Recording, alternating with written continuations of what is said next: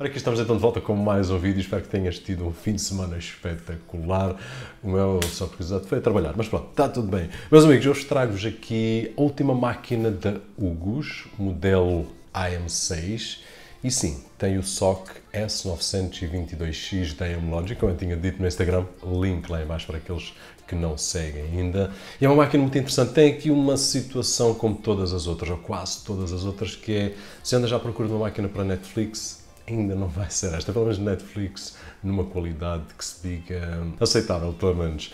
Se tu és daqueles que não aceitas situações apenas aceitáveis, e desculpa a redundância, queres coisas de qualidade, então não te esqueças de visitar o site do nosso patrocinador forprint.pt, onde vamos encontrar tintage e tonas a preços espetaculares com qualidade muito boa e, claro, suporta forprint.pt. E agora voltando então as nossas atenções aqui para a UGUS AM6 e começando com qualidade de construção, que é uma das coisas que a UGUS não deixa, aliás, nas outras máquinas todas que nós já testamos desta marca, não deixa em mãos alheias, ou seja, isto é uma caixinha toda metálica, bem construída, ajuda a dissipar e não tem razão de queixa. Depois, em termos de conectividade, eu vou-vos mostrar aí umas imagenzinhas, mas mais uma situação que eles estudaram bem, tem toda a conectividade que a gente precisa numa máquina destas. Especificações, para além do AM-Logic S922X, que é um canhãozinho para estas máquinas. Tem 2 GB de RAM e 16 GB de armazenamento flash com Android 9. E alguns hão de dizer, Roberto, mas já passaram em máquinas com 4 GB de RAM e 32 ou 64 GB de armazenamento.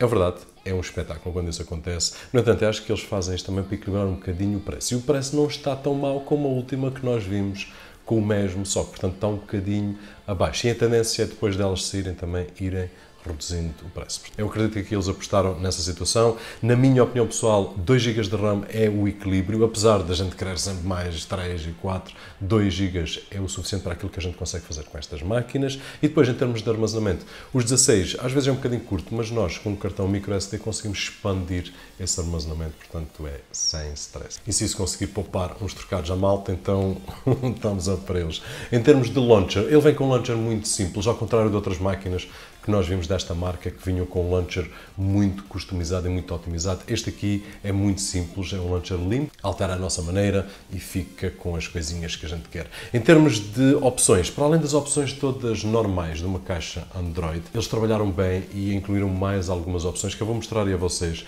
como, por exemplo, a instalação de root, que é uma das situações que nós conseguimos com um cliquezinho criar. Depois tem uma situação muito interessante também, que é a criação de um servidor de ficheiros, uma espécie de NAS. Podemos criar ali uma partilha de ficheiros Samba e podemos também criar uma situação muito interessante, que é fazer um cliente de ficheiros NFS e CIFS, ou seja, se eu quiser colocar aqui uma pasta de um outro computador, mas que a máquina veja como uma pasta local, eu consigo. E tenho ali duas opçõezinhas que rapidamente consigo pegar, por exemplo, numa pasta que eu tenho numa NAS, que tenha o NFS ativo, ou então uma pasta de um Mac, por exemplo, e quem diz NAS diz qualquer outra máquina, um PC, por aí fora, e consigo fazer com que aquela pasta que eu quero, a máquina veja como uma pasta interna. E isto é muito fixe. É muito fixe por uma situação que a gente, infelizmente, ainda não consegue utilizar nestas máquinas Android, que é servidores de Plex. Essa é uma função fundamental para termos um servidor de Plex a bombar sem termos o armazenamento local, numa maquinazinha assim, mas existem outras opções e outro software que nós podemos tirar partido desta situação, que eu acho que, sendo uma coisa simples para alguém que precisa, se não tiver embutido, então vai ter algumas dores de cabeça, como nós já vimos aqui em outras situações que fizemos com outras máquinas. Dei o meu thumbs up para a UGUS por ter feito esta situação. Depois temos aqui outras opções também em termos de playback, coisinhas simples, mas que no final do dia vão enriquecer a experiência do utilizador. Tem um monitor de hardware com várias opções, que está giro, é o que é, mas está muito giro. Aparecem as opções na barra de tarefas e eu acho que gravei alguns exemplos, como o IP, a utilização do processador, etc, etc.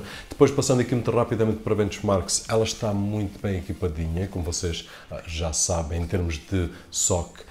E rapidamente vou-vos mostrar aí o Geekbench e o AnTuTu com resultados espetaculares para este tipo de máquina. É mesmo pena que a gente ainda não consiga correr servidores Plex de forma nativa em máquinas Android, mas pronto, é mesmo assim, porque elas estão mais que capazes de correr a estas situações. Depois, em termos de rede, espetáculo, consegue absorver a rede toda que eu tenho, que é gigabit. Em termos de Wi-Fi, conseguiu velocidades dos 270 em download e 200 em upload. E depois, em termos do disco, também tem um disco que se nota que é rápido, ali que usa cerca de 120 de leitura e 55 de escrita. Eles, por acaso, no site têm velocidades superiores, mas isto foi o que eu consegui em termos de testes e benchmarks. Depois, passando então para o mundo real, em termos de YouTube, eu consegui sem problemas, ao contrário da última máquina que passou aqui que gaguejava em 4K, esta não, esta consegue 4K sem problemas nenhum em qualquer aplicação de vídeo.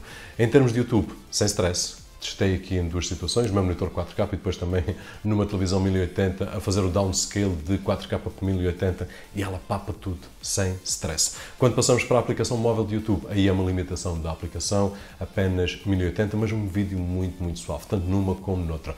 Quando passamos para Code, então a história é igual, eu consigo rodar os meus ficheiros 1080, MKV, Blu-ray que tenho na minha rede e digo sinceramente não estava à espera de outra coisa, depois de ter visto os resultados que tinha com esta máquina, mas poderá sempre haver. Então, aquilo que eu testei foi, para além da minha biblioteca, também algumas samples e passou a tudo. Aqui até fiquei admirado porque aquela sample manhosa, aquela amostra, desculpem, do Big Buck Bunny a 4K, 60 frames, 8 bits H264, normalmente as máquinas não passam. E esta aqui passou, portanto já é a terceira ou quarta, se não estou em erro, que consegue passar este teste. E isto vale o que vale, não vale assim muito, mas conseguiu passar. Aquilo que eu testei foi 10 bit, 8 bit, codecs H264, H265, 4K e espetáculo, com uma fluidez muito boa. Mesmo quando a gente faz um fast forward ou rewind em ficheiros muito pesados como aqueles 10 bit, ela aguenta-se muito bem. Depois, coisinhas menos boas. Netflix, esqueçam, não dá. Eu ainda perdi ali cerca de meia hora, 45 minutos durante o fim de semana e experimentei várias versões da aplicação de Netflix, incluindo a oficial, e ela diz sempre que não é compatível com este dispositivo, portanto, ardeu. Depois também HBO, não é novidade, eu para já só consegui instalar HBO nas boxes com Android tvOS, Android por chapéu, ela dá um erro que diz que não sei o quê, a gente já falou sobre isto, portanto é mais uma que não dá, e estas são as más notícias que eu tenho para esta máquina. Quem utiliza Netflix e HBO, esta máquina e outras parecidas não vão dar, por muito juice que elas tenham, não vão dar para utilizarmos estas duas aplicações. Em termos de jogos, estamos à vontade dentro dos limites, é claro, e aqui vocês podem ter os benchmarks como uma linha de comparação com outros dispositivos, nomeadamente telemóveis que têm processadores muito superiores e conseguem fazer muito mais.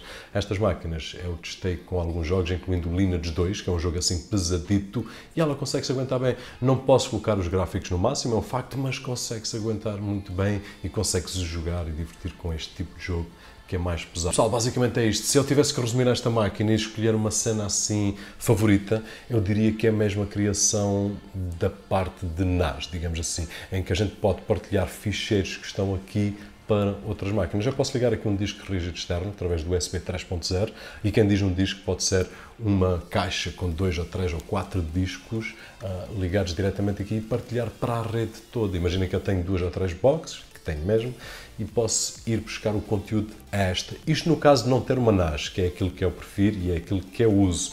Mas aqui conseguimos um 2 em 1 muito interessante e de uma forma que qualquer pessoa que nunca tenha utilizado este tipo de tecnologia é carregar no botãozinho e tchaná. E meus amigos, vamos ficar por aqui. Está uma máquina interessante, não é perfeita porque tem aquela situação da Netflix e HBO, mas de resto, não lhe consigo atirar defeitos para cima. Portanto, é muito bom quando isso acontece. Um grande thumbs up para todos vocês. Se o vídeo foi útil de alguma forma, não se esqueçam de deixar aí o thumbs up. O meu nome é Roberto Jorge e, como sempre, a gente vê-se no próximo.